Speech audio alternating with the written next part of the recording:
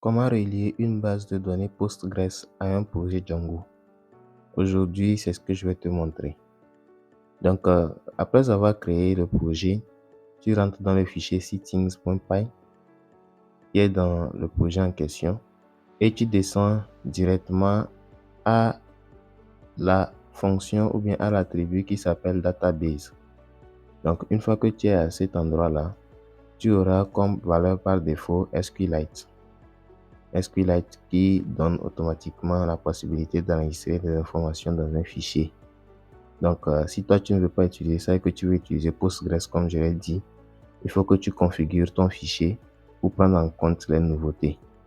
C'est-à-dire, il faut que dans le database, tu aies comme dictionnaire le default qui est associé à une base de données Postgres. Alors, comment ça se fait?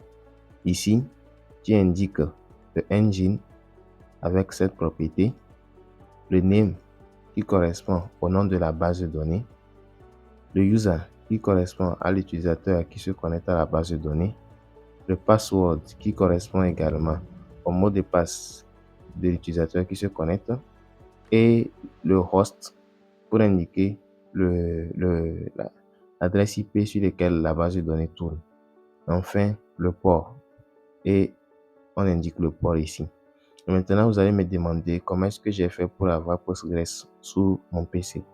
Oui, effectivement, je suis sous Windows 11 actuellement et je vais vous montrer comment avoir accès à Postgres sous Windows 11. Alors, il vous faut ici installer pgadmin 4. Avec pgadmin 4, vous avez la possibilité d'avoir des serveurs Postgres. Donc, le Postgres 12 est différent du Postgres 15.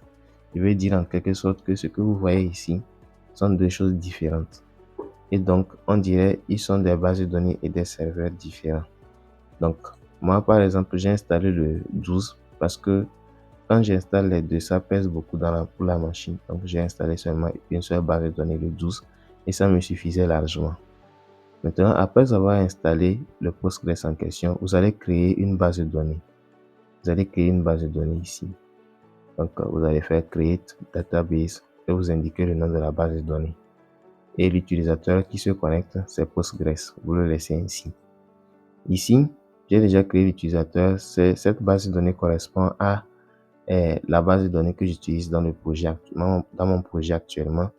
Et donc, ce que je fais ici, c'est que je vais aller vérifier les informations concernant l'authentification pour cette base de données spécialement parlant.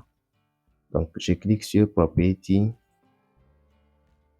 Je retourne plutôt ici. Je fais clic droit sur Postgres 12 et je clique sur Property.